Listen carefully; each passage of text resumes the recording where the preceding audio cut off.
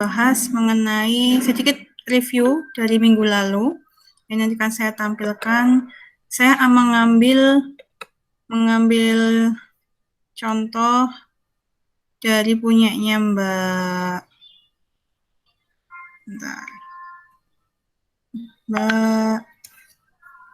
Nur Indah Sari. Ada? Sudah hadir Mbak Nur Indah Sari? Kelihatan di layar teman-teman masing-masing? Terlihat, Bu. Aku berarti. Oke, terlihat ya. Terlihat, Bu. Nggak apa-apa. Kita ini aja kok, kita bahas agar sepemahaman. Oke, minggu lalu itu soalnya tentang, bentar ya, saya carikan dulu soalnya. Itu filenya.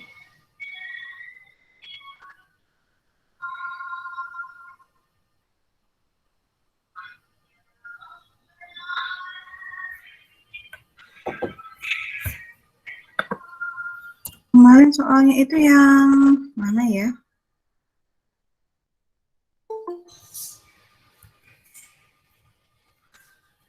Bukan yang lalat ya? Bukan data lalat ya?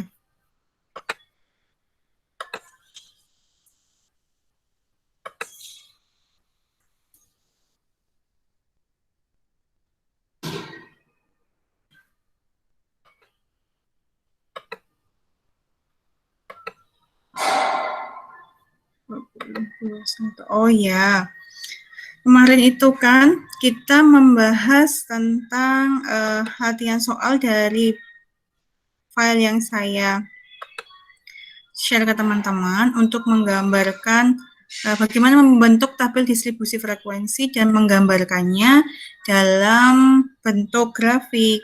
Ada misalkan ini grafik batang ya. Oke, nah di sini saya mengambil contoh punyanya Mbak Nur Indah Sari Siti Palupi ya. Untuk membentuk tabel seperti ini teman-teman sudah cukup paham belum langkah-langkahnya?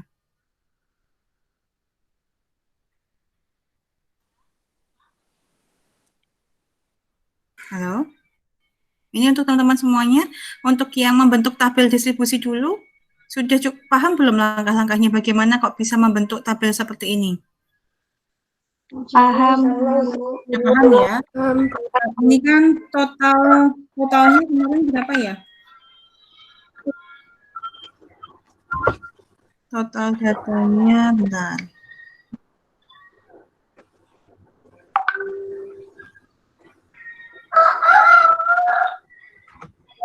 Ini kok nggak bisa ya buat orek-orek itu loh.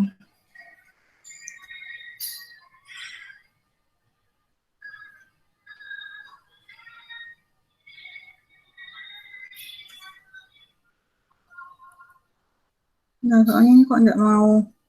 Oh, ini picture kok ya.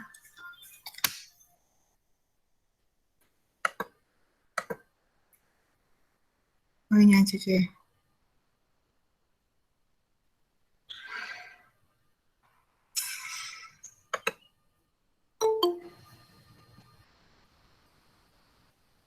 Bentar ya.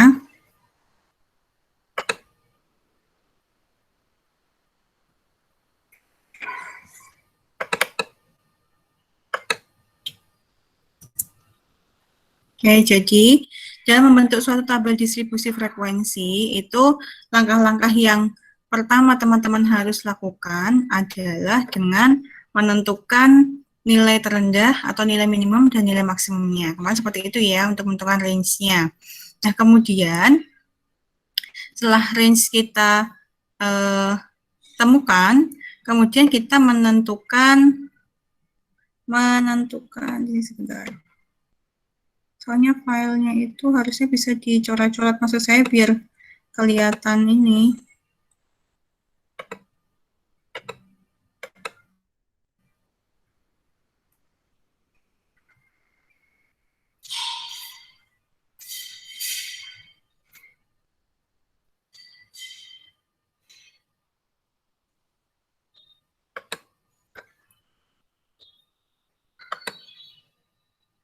Bentar ya.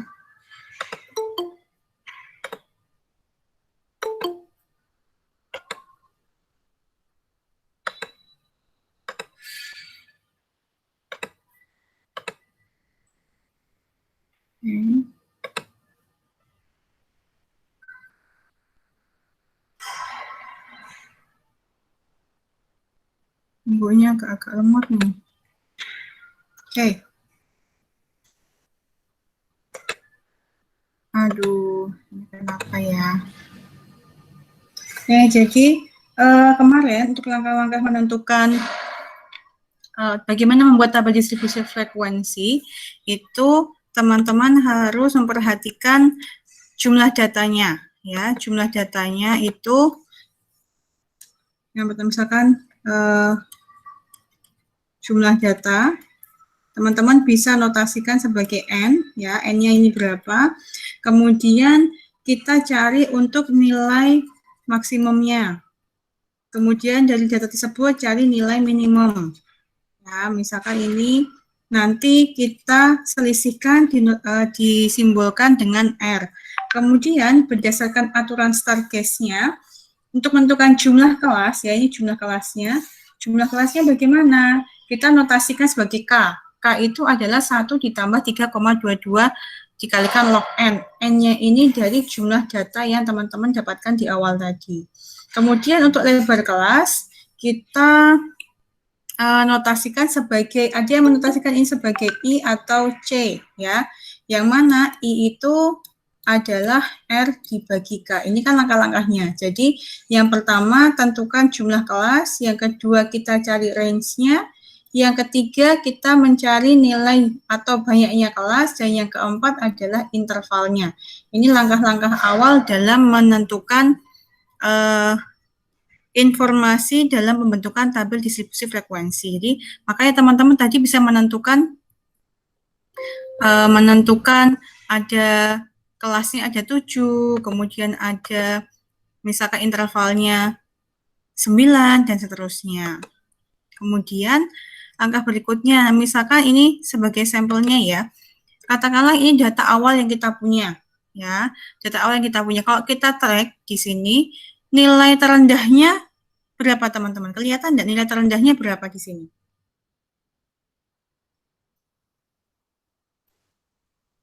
21, Bu. 21. 20 ya? 20 ya? Ada yang lebih kecil ya, 20? Betul? Iya, Bu. 20. Iya, Bu. Oke. Nilai tertingginya? 108. 108. Ganti warnanya. 108. Nah, ini nilai tertinggi, ya. Jadi kalau ada data seperti ini, ketika teman-teman belum menggunakan software katakanlah Excel atau SPSS, langkahnya itu secara manual untuk membentuk tabel distribusi. Ya. Di sini yang pertama adalah nilai maksimum dari data adalah 108. Kemudian nilai minimum dari data adalah 20. Maka, ini yang pertama dulu tadi N-nya ya, N jumlahnya itu ada 80. 1, 2, 3, 4, 5, 6.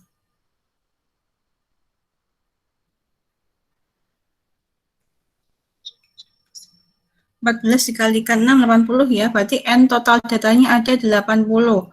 Kemudian range-nya nilai maksimum dikurangi dengan nilai minimum adalah 108 dikurangi 20, yaitu 88. Baru yang berikutnya adalah menentukan K. K adalah 1 ditambah 3,222 dikali log N-nya adalah log 80. Berarti kita harus mencari log 80 itu berapa. Ada yang sudah ready kalkulator atau misalkan Excel juga bisa bantu menghitung ya. Log 80 di sini nilainya adalah ini 1 ditambah 3,222 dikalikan 1,903.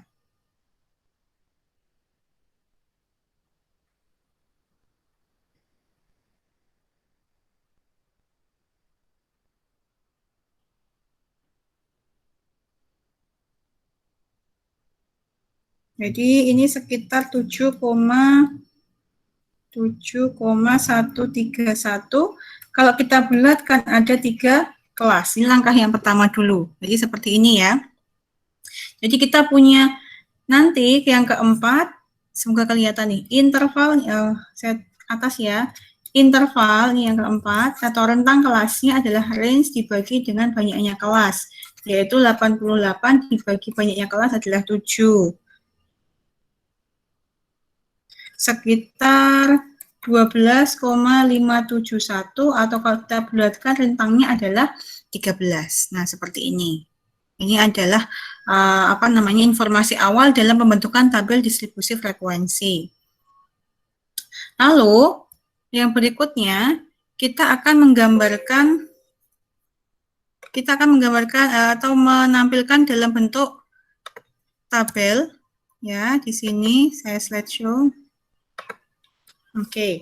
Tadi informasinya awal, I-nya adalah 13, banyaknya kelas adalah 7 ya.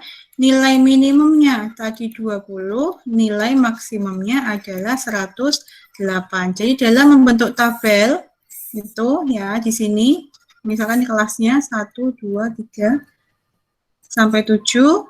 Nah, ini untuk kelasnya.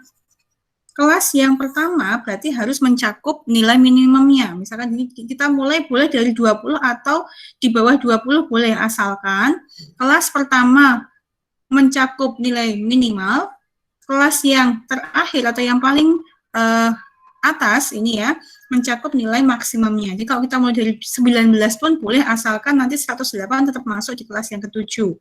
Berarti 20 sampai berapa? Nah, I itu kan rentang antara kelas pertama dengan kelas yang kedua. Berarti kelas kedua batas bawahnya adalah 33. Dapat dari mana? Batas bawah ditambah dengan intervalnya. Interval itu juga bermakna bahwa dalam satu kelas ini terdapat atau selisihnya juga adalah 13. Berarti ini sampai 32. Kalau teman-teman jabarkan ini selisihnya juga 13. Ya. Kemudian kelas yang berikutnya adalah tambah 13 ya, 46, 59, tambah 13 lagi 72, 85, tambah 13 lagi 98.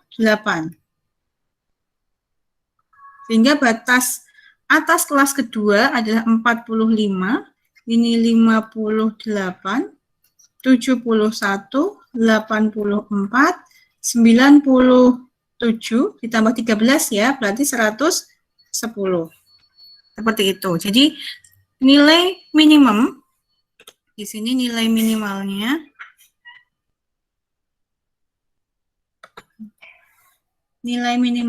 sudah masuk di kelas pertama, nilai maksimumnya sudah masuk di kelas yang ke-7. Tinggal nanti untuk frekuensi, teman-teman boleh menjabarkan dalam bentuk bantuannya kan dulu terus seperti ini. Ya, dan seterusnya sampai jumlah keseluruhannya itu adalah 80.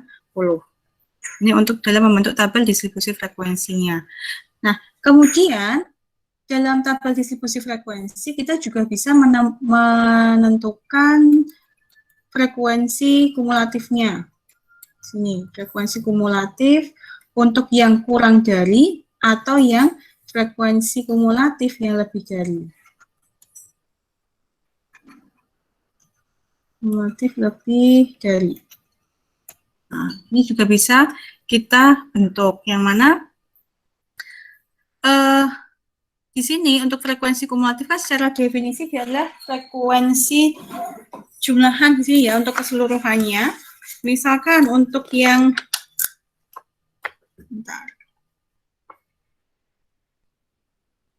Oke. Nanti ini boleh teman-teman coba untuk jumlahannya di sini ya. Ini masing-masing kelas harus menunjukkan frekuensi masing-masing kelasnya, total keseluruhannya adalah 80. Nah, untuk menemukan frekuensi kumulatif kurang dari, bisa diperhatikan, langkah pertama, batas bawahnya ini, ya, batas bawah kelas pertama, kita kurangkan dengan 0,5. Berarti, keterangannya bagaimana? Kalau di minggu lalu sudah saya berikan contohnya, untuk menentukan frekuensi kumulatif yang kurang dari, Berarti kita memperhatikan batas bawahnya dulu. Bentar, saya bukakan filenya.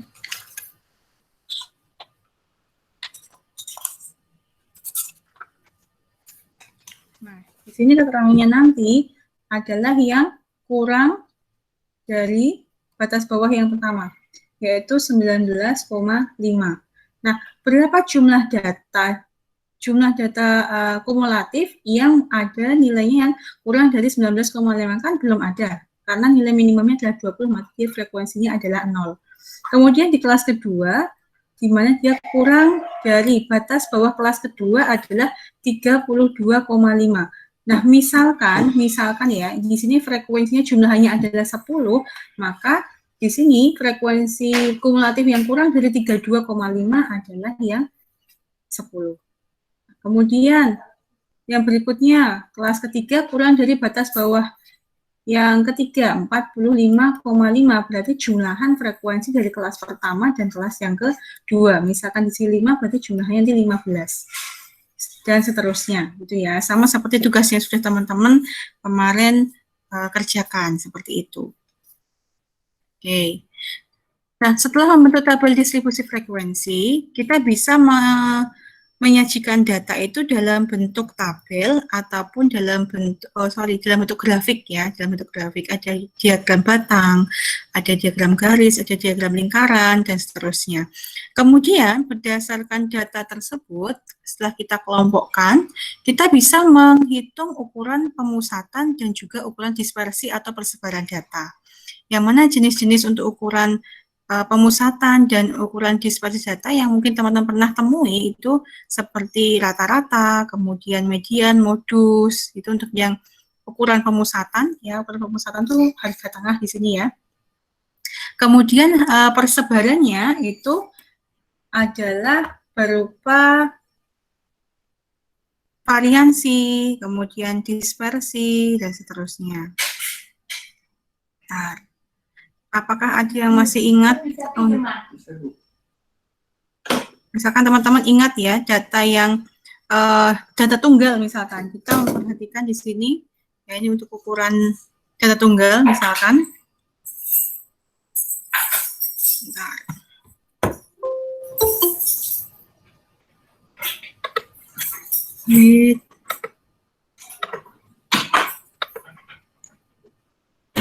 Untuk data tunggal. Katakanlah teman-teman itu mempunyai data, yang punya data tunggal.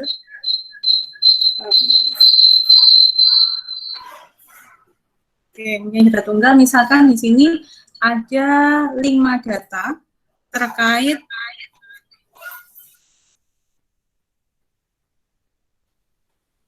terkait harga gula dari 5 pasar. Katakanlah pasar pertama itu kita survei harga gula per 1/4 gramnya adalah 4.000 misalkan. Pasar yang kedua 4.200 dan seterusnya. Kita anggap data ini sebagai data tunggal, maka untuk formula dalam mencari rata-ratanya kan kita tinggal menjumlahkan seluruh data yang ada dibagi dengan jumlah datanya. Atau kita notasikan secara matematiknya itu X bar itu notasi rata-ratanya adalah 1/n dikalikan dengan jumlahan XI, yang mana I-nya dari 1 sampai N. Ini kan kalau datanya tunggal, masih sederhana untuk perhitungannya ya. Nah, bagaimana kalau kita berhubungan dengan data yang berkelompok, seperti teman-teman yang tadi sudah susun dalam tabel distribusi frekuensi, yang perlu diperhatikan untuk rata-rata, ya, dinotasikan sebagai X bar, ya, di sini X bar untuk rata-rata atau juga disebut sebagai min, ya, adalah perkalian antara FI dikalikan XI dibagi dengan N. Nah, FI ini adalah frekuensi tiap kelas. Sedangkan XI bar, ya, XI bar itu adalah nilai tengah dari tiap kelas, ya, ini ya, nilai tengah dari tiap kelas. Itu yang perlu teman-teman perhatikan di sini. Nah, bagaimana cara mencari rata-ratanya? Coba diperhatikan di tabel ini sebagai contoh. Ini ada 1, 2, 3, 4, 5, 6, 7, 8, 9 kelas, yang mana sudah ditunjukkan frekuensi masing-masing kelas. Jumlah keseluruhannya adalah 84 ya, jumlah datanya. Kita ingin mencari rata-rata dari data tersebut yang sudah tersaji dalam tabel distribusi frekuensi. Ini kalau kita menggunakan software, itu kan sebenarnya bisa langsung dimunculkan, asalkan kita input datanya, kita bisa langsung pilih menu untuk menampilkan ukuran persebaran ataupun ukuran pemusatan datanya. Tapi alangkah baiknya teman-teman tahu asal-usulnya terlebih dahulu. Jadi untuk rata-ratanya, di sini kita perlu mencari jumlahan perkalian antara FI/XI dibagi dengan jumlahan frekuensinya. Nah, frekuensi sudah dapat dari pengelompokan tiap kelas. Kemudian XI-nya diperoleh dari mana? Batas bawah ditambah batas atas kita bagi 2. Nah, ini adalah nilai tengah untuk tiap kelas. Jadi, untuk X1 bar adalah 19,5 ditambah 29,5 kita bagi 2, ketemulah nilai 24,5. Kemudian di kelas yang kedua juga sama. Ya, X2 bar di sini 29,5 ditambah dengan 39,5 kita bagi 2 dan seterusnya. Atau kita kan sudah tahu nih intervalnya. Misalkan katakan intervalnya 10, berarti tinggal tambahkan aja. Katakanlah ini 24,5, nanti di kelas kedua tinggal tambahkan 10, 10 dan seterusnya. Tuh. Ini untuk yang XI barnya. Kemudian kita kalikan antara frekuensi dengan nilai tengahnya, ketemu sekian. Kemudian kita jumlahkan. Nah, di sini kita peroleh penjumlahannya adalah 4638 dibagi dengan total datanya yaitu 84. Maka disimpulkan bahwa rata-ratanya adalah apa di situ? Rata-rata dari datanya 46 kita bagi 84 sekitar 55,21. Ini adalah simpulan dari rata-rata data yang tersaji di layar teman-teman. Begitu. Ada yang mau tanyakan dulu?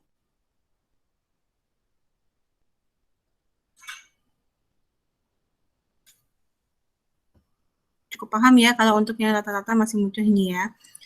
Oke. Nanti boleh dipraktekkan untuk data yang sudah teman-teman buat di tugas yang minggu lalu untuk mencari nilai pemusatan dan persebaran data. Kemudian, selain kita mempunyai untuk ukuran pemusatan, ya ukuran pemusatan, selain rata-rata, kita punya ada median, kemudian ada modus, ya. Ini ada kuartil KI, persentil KI, desil KI. Sebenarnya kenapa kita perlu membahas ada rata-rata, ada median, ada modus? Sebenarnya dari ketiga nilai ini kita bisa menentukan kurva dari data yang kita punya itu bentuknya bagaimana. Apakah dia lancip apa ya bahasanya, dia runcing, ya? Apakah dia kurvanya dari data itu landai atau simetris? Nanti akan ada hubungannya dengan untuk melihat data itu berdistribusi normal apa tidak. Jadi ada hubungan rata-rata, median, dan juga modusnya seperti itu. Dan kriteria kurva yang baik, kurva dari suatu data itu kan dia sebenarnya simetris ya, seperti kayak lonceng terbalik gitu ya. Jadi kita harus tahu dulu ukuran-ukuran pemusatan data itu fungsinya untuk apa. Nah, sebelum tahu fungsinya, bagaimana cara menghitungnya, harus tahu asal-muasal formulanya. Nah, di sini selain apa namanya tadi rata-rata, di sini ada median. Median itu adalah suatu nilai tengah dari suatu data. Yang mana teman-teman ketika berhubungan dengan data tunggal, dia harus dikelompokkan dari data yang terkecil, diurutkan dulu dari terkecil sampai ke besar. Nah, untuk menentukan mediannya itu ada di mana, misalkan seperti ini, ya. Ini kan datanya belum urut. Ini belum urut dari terkecil sampai terbesar, berarti harus diurutkan dulu. Nah, kalau caranya dulu kan mungkin teman tutup, nah, tengah-tengahnya adalah median. Sebenarnya kita bisa memformulasikan di sini untuk median bagaimana.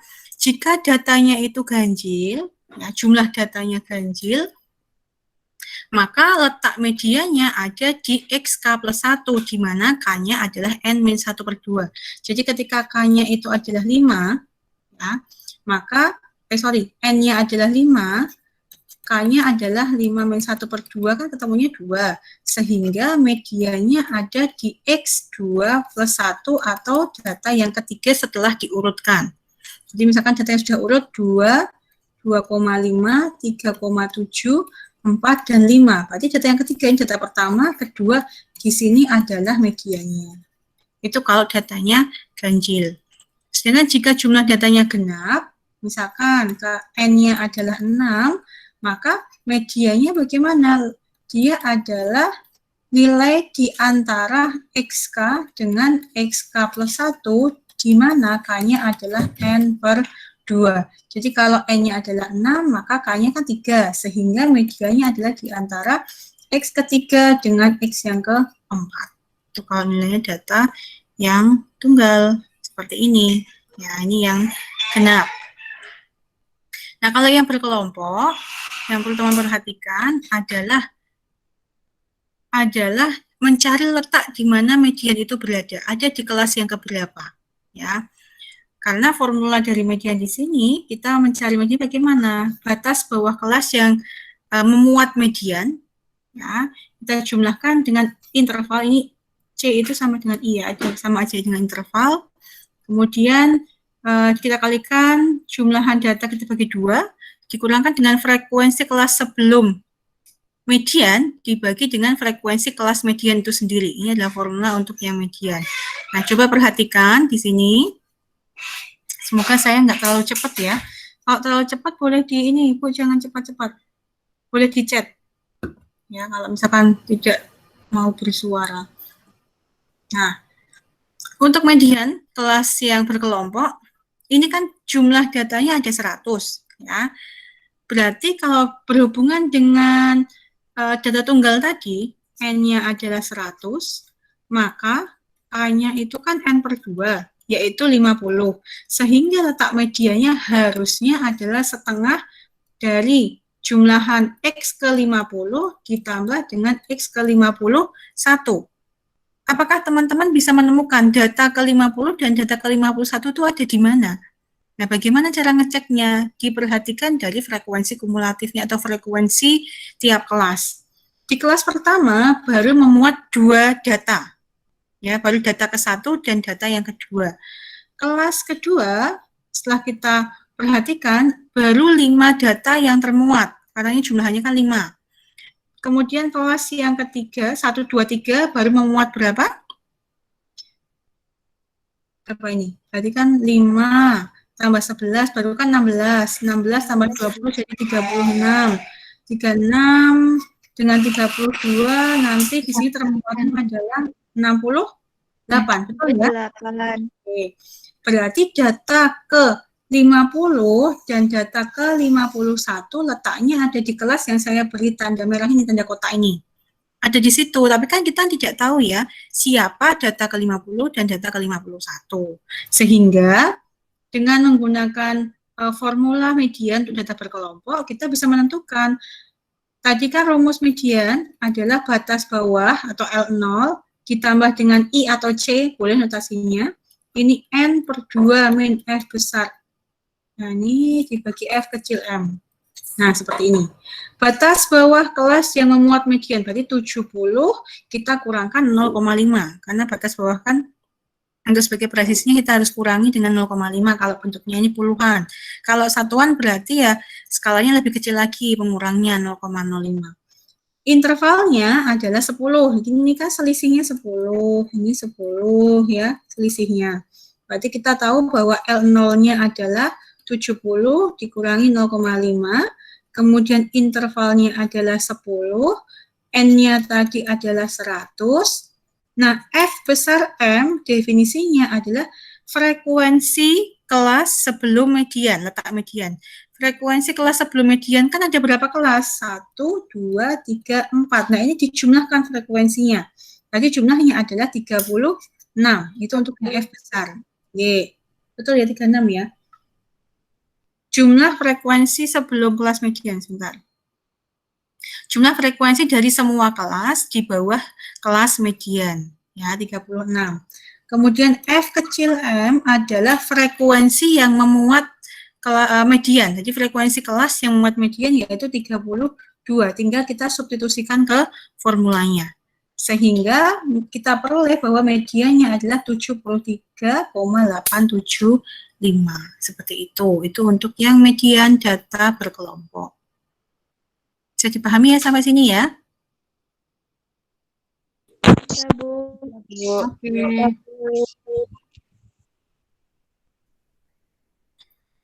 Oke, lanjut. Nah, untuk modus, nih modus ya. Yang perlu teman-teman ketahui bahwa modus itu adalah nilai yang mempunyai frekuensi terbanyak atau nilai yang paling sering muncul. Jika datanya itu tunggal, sebenarnya itu mudah dengan cara kita perhatikan data mana yang paling sering muncul, yang paling banyak. Misal di sini, 20 munculnya cuma 1 kali, berarti dia bukan modusnya. Kita perhatikan, modusnya mana? Modusnya adalah yang paling sering muncul. Siapa? Adalah 60, karena dia munculnya lebih dari 1 kali. Di mana data yang lain itu hanya muncul sebanyak 1 kali. Kemudian di sini, diperhatikan yang kanan, siapa modusnya? Kenapa bisa disimpulkan modus itu tidak ada? Bisa dibantu jawab oleh Mbak Hermin? Gimana? Halo Mbak Hermin? Ada? Ya, Bu. Nah, kenapa dia tabel sebelah kami? Kesimpulannya modus tidak ada. Bisa bantu menjelaskan enggak? Karena tidak ada angka yang berulang, Bu. Karena tidak ada angka yang berulang. Setiap data muncul semuanya 1 kali. 1 kali. Oke, nah kalau ada 2 data, katakanlah nih 20 muncul 2 kali, kemudian 45 juga muncul 2 kali, itu kesimpulannya modusnya ada apa tidak? Ada, Bu. Siapa modusnya? Angka 60 sama 20. Gitu. Modus itu boleh nggak lebih dari 1?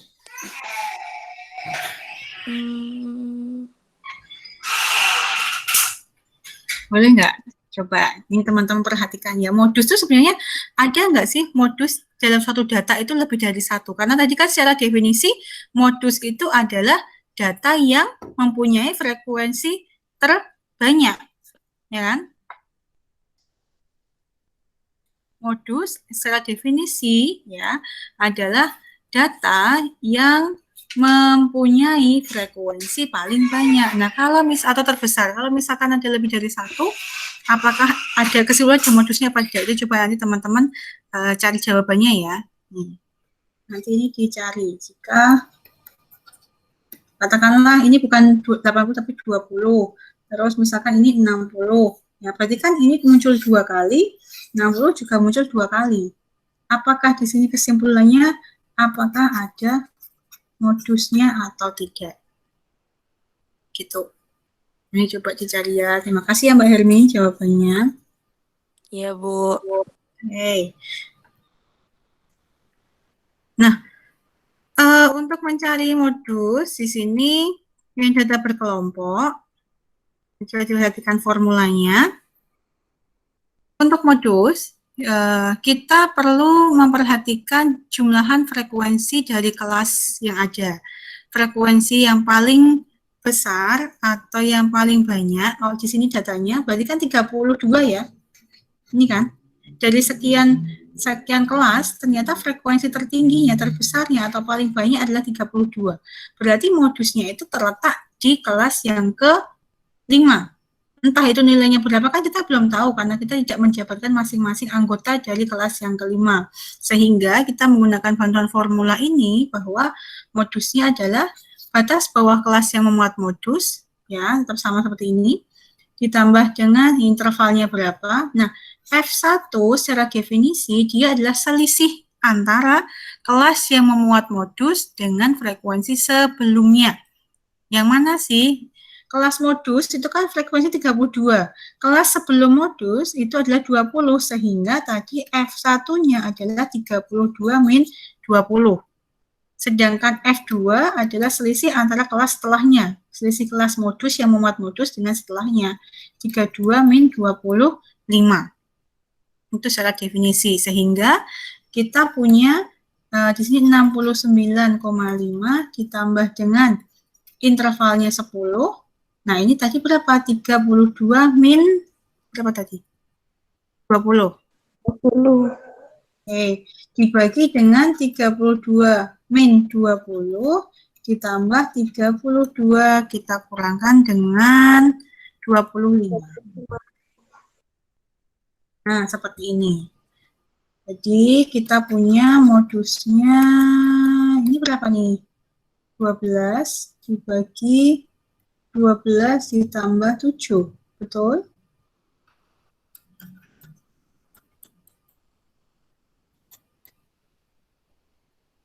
Berapa ya?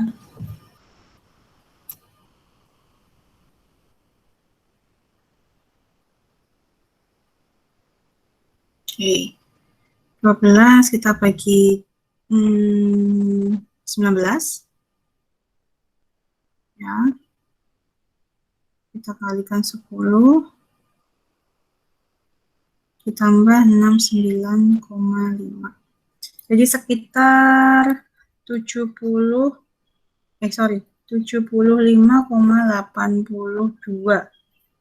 Itu ini modusnya. Ya, modusnya berarti sekitar di sini kan antara 70 sampai 79. Ternyata tadi modusnya adalah 75,82 setelah masuk ke perhitungan. Seperti itu. Itu untuk mencari nilai min, median, dan modusnya. Nah, hubungannya apa? Kalau teman-teman perhatikan hubungan antara ketiga nilai ini, saya carikan space yang agak ini ya, kosong, saya tambahkan ruang dulu. Mana tadi? Nah, ini. Jadi, ketika tadi kita punya rata-rata, punya median, dan modus. Hubungannya apa dari ketiga nilai ini? Ya, dari data yang sudah kita cari ya, bahwa ketiga nilai ini bisa kita gambarkan dalam bentuk kurva ya, yang mana ketika nilai rata-rata itu sama dengan nilai median dan sama dengan nilai modus, maka grafik kurva distribusinya dia adalah simetris. Ini simetris harusnya ya, kanan kiri kalau di ketemu titik ekor yang kanan dengan kiri itu ketemu gitu, puncaknya di sini. Sedangkan ketika nilai dia mencang ke kanan, jika modus, kemudian di sini median, di sini X-bar-nya. Jadi kriterianya ketika nilai rata-rata lebih besar dari median dan nilai modus itu paling kecil di sini, maka datanya mencangnya ke kanan.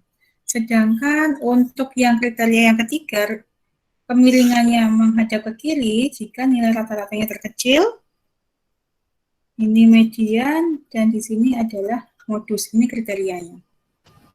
Nah, ini adalah hubungan dari ukuran pemusatan data dari rata-rata, median, dan modus. Yang bagus yang mana? Yang ini yang bagus. Tapi kan tidak setiap data itu pasti ideal.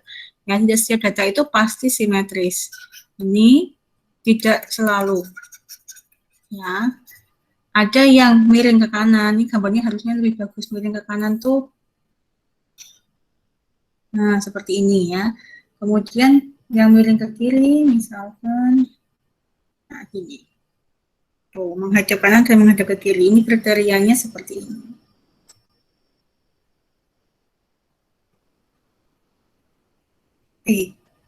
Bentar ini kebalik. Ini rata-rata. Ini rata-rata. Ini modus. Nah, ini ya kriterianya untuk yang ini simetris, miring ke kanan, miring ke kiri.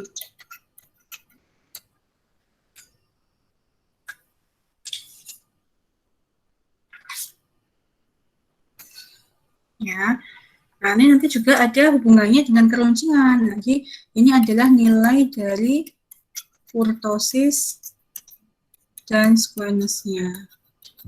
Ini berhubungan dengan apa? Nilai kemiringan dan keruncingan data. Jadi kurtosis itu kemiringannya, squareness keruncingannya. Nah, ini kriteria yang kurtosis dulu ya. Jadi simetris itu nilai ketiga ini sama, Sedangkan miring ke kanan nilai modusnya paling kecil. Ya, sedangkan miring ke kiri mediannya yang paling kecil. Kalau median kan selalu di tengah, nilai tengahnya.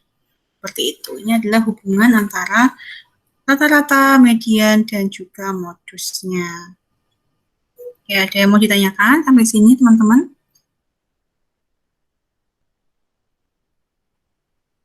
Belum ada? Belum, Bu. Oke. Nah, itu untuk ukuran pemusatannya. Nah, ukuran pemusatan yang lain sebenarnya kita bisa memperhatikan itu tentang pembagian data dalam, misalkan data itu dibagi, nggak kelihatan ya.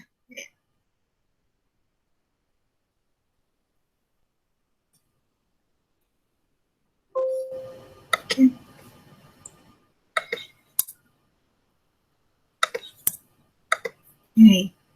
Misalkan nih, ada jenis ukuran pemusatan yang lain yang kita kenal sebagai desil, persentil, dan kuartil ke I. Kalau kuartil, itu adalah data yang kita punya dibagi menjadi 4 bagian. Maka bisa diperoleh nilai kuartil ke-1, kuartil ke-2, dan kuartil ke-3. Itu kalau kuartil. Sedangkan desil, di sini fungsinya adalah membagi data menjadi 10 bagian. Jadi ada desil pertama, desil kedua, sampai desil ke-9. Jadi dia membagi 10 bagian. Untuk persentil, di sini berarti datanya itu tadi dibagi menjadi berapa? Ada yang tahu persentil? Sampai P berapa maksimal nilainya? Ya, ada yang tahu enggak? Persentil sampai berapa bagian membaginya? 100, Bu. 100. Berarti P-nya itu maksimal ada P 9 bagi 100 bagian. Gitu. Nah, untuk formulanya sebenarnya dia hampir mirip-mirip dengan median sebetulnya. Tapi yang perlu diperhatikan adalah letak dari kuartil ke I atau desil ke I atau persentil ke I. Itu kita harus tahu dulu letaknya ada di kelas yang berapa. Kuartil ke I adalah batas bawah kelas yang memuat kuartil ke I dikalikan dengan interval. Nah, di sini adalah N per berapa? Kalau median kan per 2. Nah, kalau kuartil itu membaginya adalah 4. Jadi 4 bagian. F besar M dibagi F kecil M.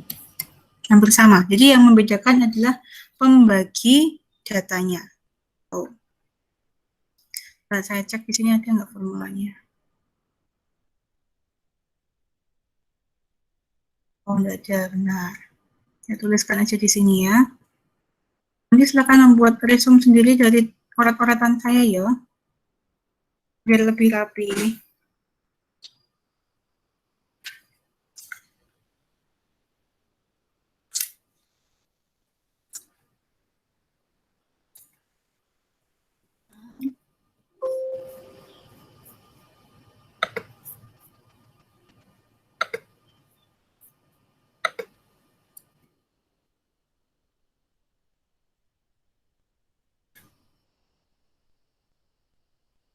Jadi kalau untuk persentil, di sini kita harus tahu dulu, misalkan nih, kita mau mencari kuartil ke I, berarti pembaginya nanti adalah formulanya, bentar.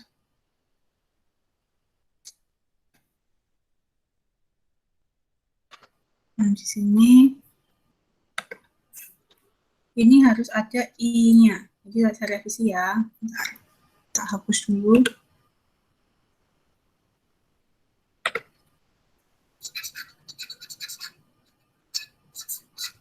Nggak mau dihapus nih.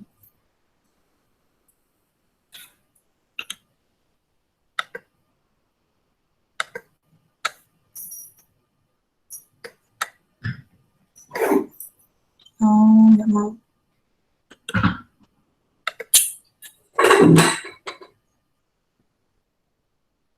Nah, ini ada I dikalikan N. Jadi ketika kuartil ke 1, ketika I-nya sama dengan 1 di atas bawah, ditambah I. Nah, ini aja adalah 1 dikalikan N dibagi 4. Ini sama dengan median. Ini F besar. Kalau kuartil kedua, berarti ya, ini L0 plus I dikalikan 2 dikali N per 4, min F besar M dibagi F kecil M. Maka Q2 atau kuartil kedua nilainya itu sebenarnya sama dengan median. Kuartil ketiga, ini juga sama, tinggal I-nya diganti dengan 3. Oke, gitu. Nah, kalau desil dan persentil, membaginya juga harus sesuai. D1 misalkan, berarti ini nanti I D 1 dikalikan N dibagi 10. Ini 1 ya, karena I-nya sama dengan 1. Nah, kalau D2 ya sama. Tinggal ini nanti, L0 ditambah I, 2 dikali N dibagi 10. Nah, ini dan seterusnya ya. Asalkan kita harus tahu dulu letaknya ini ada di mana. Caranya sama dengan yang menentukan letak mediannya tadi, ya. Itu untuk yang kuartil, desil, persentil. Nah, sekarang masuk pada ukuran dispersi atau persebaran data. Untuk persebaran data, kita kan memperhatikan variansi dan juga simpangan bakunya. Kita akan mengetahui bahwa data itu persebarannya bagaimana. Apakah heterogen atau homogen nanti datanya menyebar. Karena kalau dalam statistik itu kan data tidak selalu dalam range yang sama. Misalkan ada data yang jauh dari teman-temannya atau yang kita sebut sebagai pencilan atau outlier, itu kan juga mempengaruhi hasil dari analisa data kita. Sehingga kita harus tahu di sini variasinya besar apa kecil. Karena kriteria data yang baik itu variasinya yang bagaimana? Apakah variasi yang besar datanya baik atau variasi yang kecil yang baik, itu harus teman-teman perhatikan. Nah, formulanya untuk yang variansi di sini dinotasikan sebagai S kuadrat jika dia datanya berupa data sampel. Sedangkan kalau untuk yang populasi kita notasikan dia sebagai sigma kuadrat. Notasinya itu kayak bulat yang ada ekornya gini. Nah, gini, sigma kuadrat itu adalah variansi untuk populasi. Sedangkan S kuadrat dia adalah variansi dari sampel. Nah, kemudian untuk mendapatkan nilai variansi yang perlu diperhatikan adalah kita sudah tahu dulu rata-rata dari data tersebut, X bar. Nah, kita tahu X bar-nya, kemudian XI-nya di sini yang perlu dibalikan adalah nilai tengah dari masing-masing kelasnya. Kan sudah diperoleh dari ketika kita mencari rata-rata ya. Jadi sebagai contoh, kita punya data ya di sini nilai tengah masing-masing kelas, katakanlah ini nilai tengahnya. Kemudian kita cari selisih, katakanlah rata-ratanya berapa ini sampelnya. Ini contohnya kurang bagus nih, tak carikan yang lain dulu. Lain aja. Nah, ini data yang awal tadi, frekuensinya sudah ada. Kemudian nilai tengah. Nah, rata-ratanya tadi kan sudah diperoleh ya. Kemudian rata-ratanya berapa ya? Tak tulis di sini lagi aja.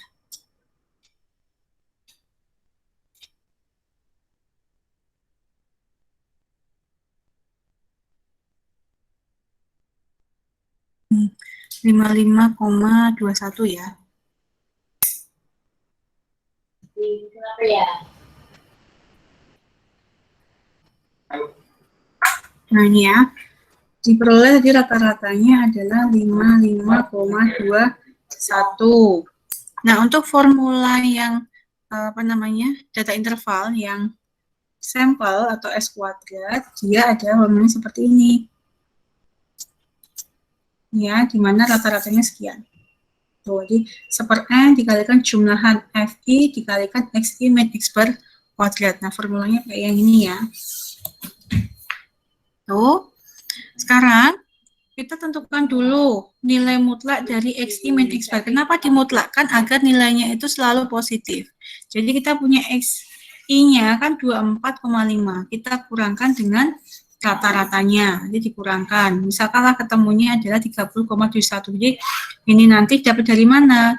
Di kelas pertama adalah nilai mutlak dari 24,5 kita kurangkan dengan 30, rata-ratanya adalah 55,21. Nah, misalkan ketemunya ini. Gitu. Dan seterusnya. Kemudian kita kalikan dengan frekuensinya. Frekuensi kelas pertama dikalikan hasilnya di sini. Lalu dijumlahkan, ya, jumlahannya sekian, sehingga S kuadrat, tadi cara formulanya adalah ini ya, formulanya, 1/N, kita kalikan jumlahan dari FI dikalikan XI min X bar, I-nya dari 1 sampai N, sehingga 1/84 kita kalikan, nah ini jumlahannya, 1175,62. Dia adalah variansi dari kelas tersebut. Variansi dari data tersebut. Gitu. Ini untuk data yang berkelompok. Nah, dari variansi kita bisa menemukan yang namanya simpangan baku atau standar deviasi. Ini adalah standar deviasi atau simpangan bakunya. Nah, untuk simpangan baku itu hasilnya didapat dari mana? Akar dari variansinya. Akar dari S kuadrat. Jadi hasil ini nanti tinggal diakarkan ketemu simpangan baku. Itu untuk yang ukuran dispersi data. Oke, ada yang mau ditanyakan sampai sini teman-teman?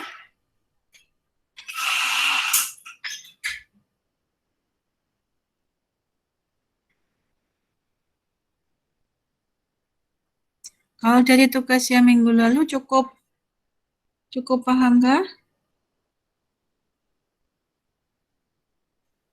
Itu ya. Ya Allah sudah paham Bu.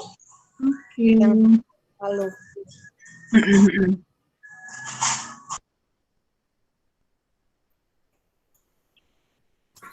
Nah, ini perlu latihan lagi atau enggak nih?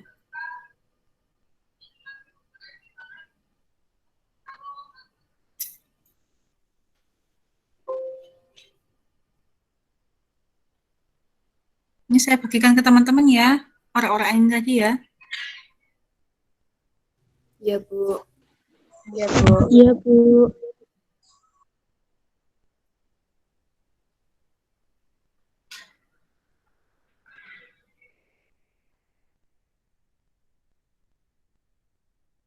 Nah, sebenarnya saya ingin menunjukkan untuk membandingkan sedikit ya, saya ingin menunjukkan ke teman-teman, sebetulnya bisa kita bantu hitung, itu kan ada suatu software statistik sebenarnya yang bisa kita aplikasikan kita berhubungan dengan data.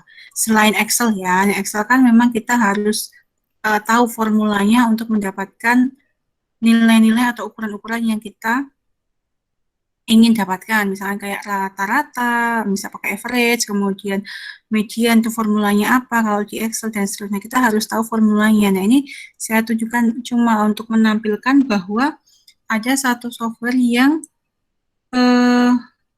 bisa membantu kita dalam perhitungan data lebih mudah gitu. Sebenarnya lagi loading.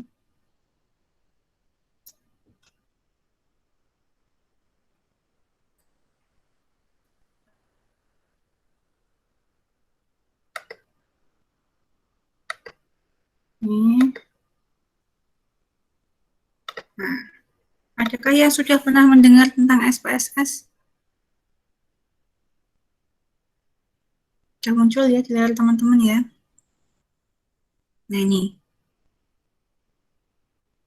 Jadi, ini tampilannya kalau teman-teman perhatikan, itu sebenarnya bentuknya itu ada baris, ada kolom, ada selnya seperti yang di Excel ya. Jadi, ini adalah suatu software SPSS yang khusus digunakan untuk perhitungan statistik itu. Bisa kita gunakan nantinya ketika teman-teman melakukan pengolahan data. Nah, sebagai contoh, ini hanya untuk membandingkan saja dengan perhitungan manual kita. Misal, kalau di SPSS yang perlu teman-teman perhatikan itu adalah kita harus tahu tipe data dan variabelnya itu bagaimana. Kan di awal pertemuan kemarin saya sudah menyampaikan bahwa ada definisi variabel, ada definisi sampel, populasi, jenis-jenis data berdasarkan skala pengukurannya. Skala pengukuran itu kan ada nominal, ordinal, interval, dan rasio. Kan seperti itu kemarin ya.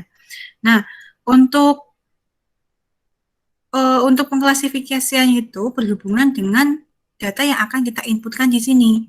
Jadi di sini ada ada lembar kerja variable view ya, yang mana nanti kita bisa definisikan variabel yang akan kita gunakan tuh tipenya bagaimana. Datanya itu tipenya apa? Apakah nominal, ordinal, interval, atau rasio. Misalkan saya punya datanya nih berat badan. Berat badan. Nah, ketika saya enter sudah otomatis dia tipenya itu numerik. Defaultnya itu numerik dengan panjang dari digitnya maksimal itu 8, dia mengandung desimalnya 2, ini bisa diatur. Nanti sebenarnya ini dibantu sama Vivaro nanti ya, ketika pengaplikasiannya. Dia nanti ada prakteknya dengan Vivaro. Cuma saya mau menunjukkan agar teman-teman tahu statistik itu sebenarnya tidak sesulit yang formula yang tadi teman-teman dapatkan ya. Nah, di sini tipe datanya ada ordinal, ada nominal, ada scale. Ini hubungannya dengan apa? Dengan tipe data yang teman-teman sudah peroleh di awal kemarin. Ada nominal, ada interval, ada apa lagi tadi? Ordinal dan rasio. Nah, interval dan rasio itu masuk ke scale di sini. Ya, masuk ke tipe datanya scale. Jadi kalau ordinal itu kan yang pengelompokan ada rankingnya, ada tingkatannya, sedangkan nominal itu hanya mengelompokkan berdasarkan kelompoknya saja. Jadi tidak ada perankingan kayak jenis kelamin, golongan darah itu masuknya nanti ke nominal. Jadi dua tipe data ini awalnya adalah berupa kualitatif, tapi bisa dikuantitatifkan, bisa dalam bentuk numerik. Sedangkan scale ini sudah otomatis yang tipe datanya itu numerik. Nah, sekarang kita kembali ke data view, baru diinputkan. Ini sudah otomatis ganti berat badan kan? Bisa di sini katakan berat badannya 60, enter 75, gendut-gendut ya, 55, berapa lagi? Bisa 48. Jadi kalau datanya 100 ya kita menginputkan ada 100 data gitu. Mungkin agak sulitnya adalah kita harus betul-betul presisinya tinggi, teliti dalam menginputkan data. Ada satu data yang miss, itu nanti bisa mempengaruhi hasilnya. Ini saya misalkan ambil 10 data ya.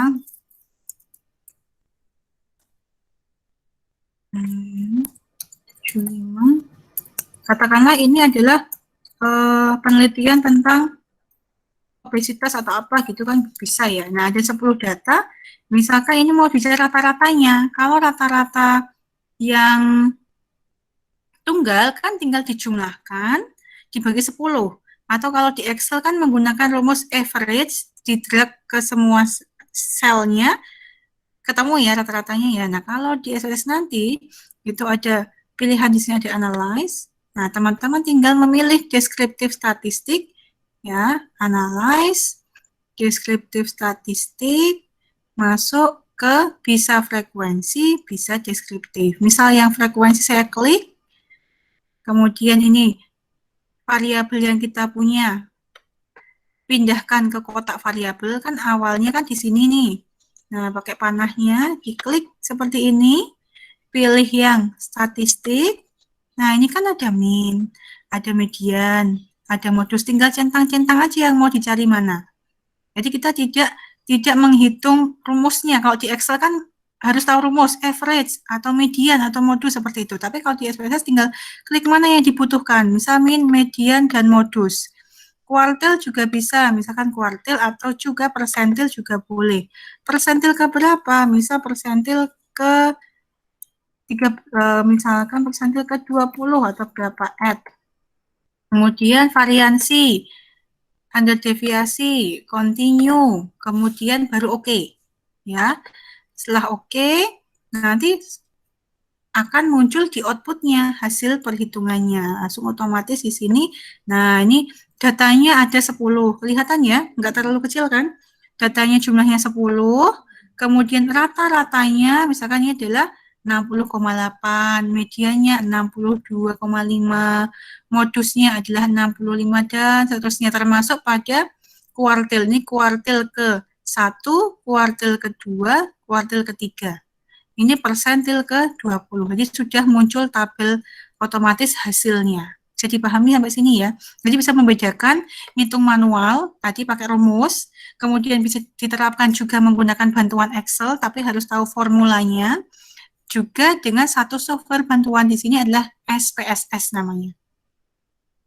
Boleh kalau ada yang penasaran nanti coba-coba download misalkan ya, teman-teman download ininya driver untuk yang penginstalannya bisa dicoba buat ini latihan misalkan nanti kan soalnya ketika nanti sama guideline-nya Bu Faro apa namanya insya Allah prakteknya menggunakan SPSS agar teman-teman tahu nanti gitu.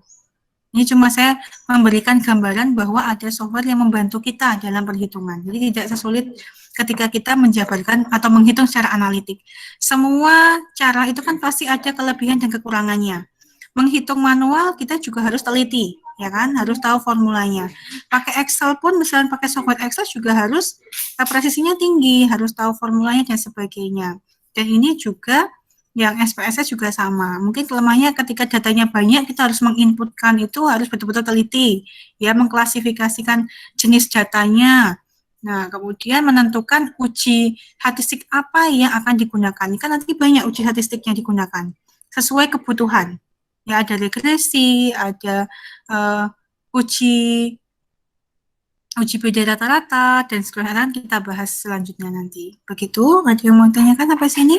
Ini hanya untuk gambaran teman-teman bahwa ada software yang mempermudah tugas kita sebagai peneliti dalam pengolahan data. Nah, dia juga bisa menggambarkan dalam bentuk grafik. Misalkan kita mau menggambarkan dalam bentuk ini, ada diagram batang, kemudian diagram garis, ya dia sudah punya pilihannya, tinggal kita pilih mana yang akan kita gunakan sebagai interpretasi datanya. Ini berat badan.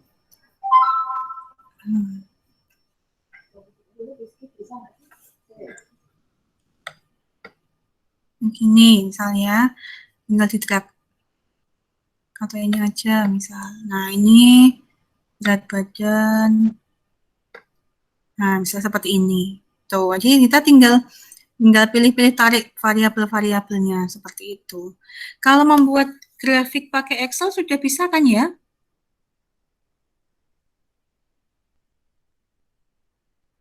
Kan kemarin manual nyobanya, menggambar manual. Kalau pakai Excel sudah bisa menggambarkan grafik menggunakan Excel? Belum. Belum. Bu, Masih bingung. Oh, masih bingung. Oke, berarti nanti selain kita coba pakai Excel dulu ya, daripada teman-teman bingung. Jadi kan kemarin gambarnya manual, pakai koordinat kartesius kan gitu. Kemudian kita nanti coba pakai Excel ya. Tapi yang untuk latihan di pagi ini saya share di WA aja ya untuk latihannya. Masih dengan contoh yang sama, masih dengan kasus yang sama. Kita coba menggunakan Excel, jadi tidak menghitung manual ya, kita pakai Excel aja. Nanti kita bandingkan nih, tak stop sharing dulu.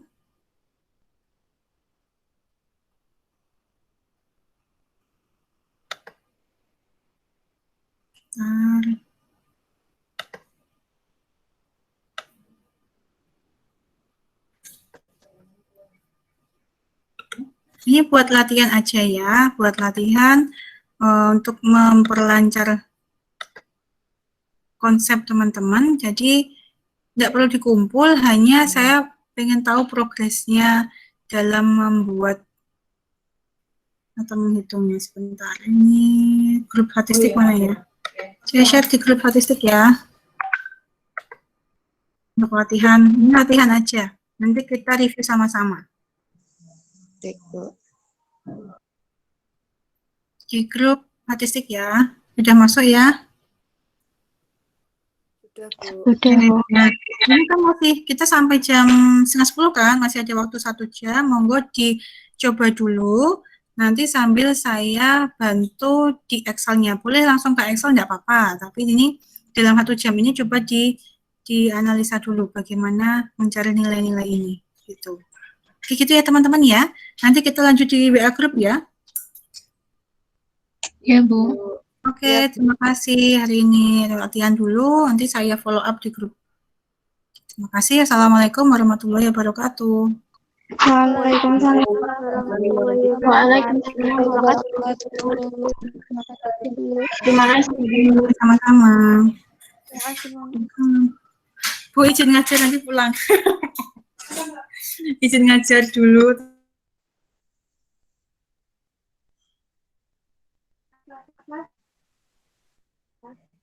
Ini kan tadi, Sir.